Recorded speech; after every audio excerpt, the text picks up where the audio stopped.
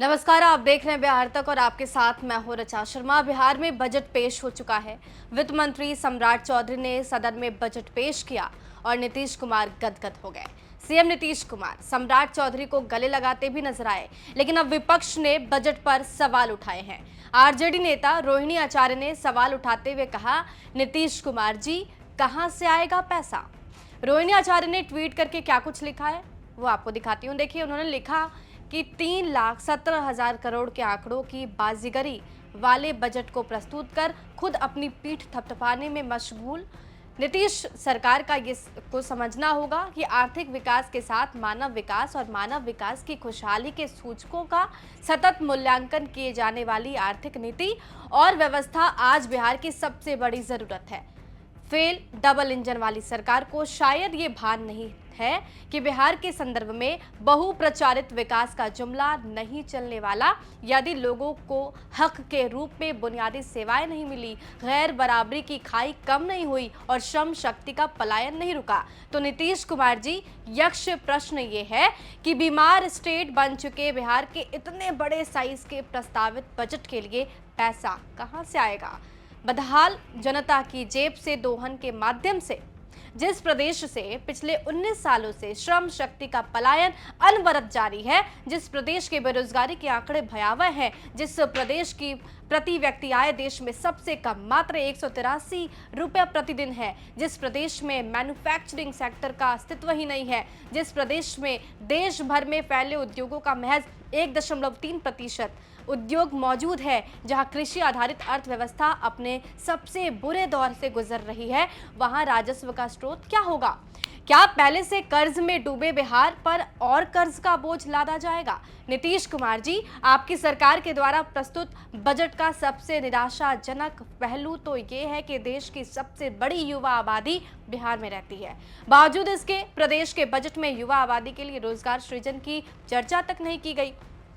आपकी ही सरकार ने 34 लाख नौकरी और रोजगार देने की घोषणा की, मगर बजट के इस अहम मुद्दे पर मौन है। इसका मतलब साफ है कि 34 लाख रोजगार देने के लिए बजटीय प्रावधान नहीं किया गया और रोजगार देने की बात महज जुमला है। नीतीश कुमार जी, प्रस्तुत बजट में गरीबों की सीधे तौर पर उपेक्षा की गई। आपकी सरकार ने ही 94 लाख गरीबों को 2 लाख रुपए देने की घोषणा की थी, मगर प्रस्तुत बजट में इसके लिए कोई प्रावधान नहीं किया गया। ऐसी अनदेखी, उपेक्षा बुजुर्गों के साथ की गई है। बुजुर्गों को मिलने वाली सामाजिक सुरक्षा पेंशन की राशि 400 से कोई बढ़ोतरी इसमें नहीं की गई।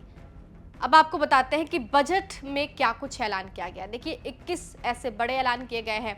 बाजार समितियों को सशक्त किया जाएगा। प्रखंड स्तर पर सब्जी बेचने के लिए स्टॉल खोले जाएंगे। सभी प्रखंडों में तरकारी उत्पादन समिति का गठन किया जाएगा। पटना में महिला हाट खोले जाएंगे। गरीब कन्याओं की शादी के लिए विवाह मंडप का निर्माण किया जाएगा।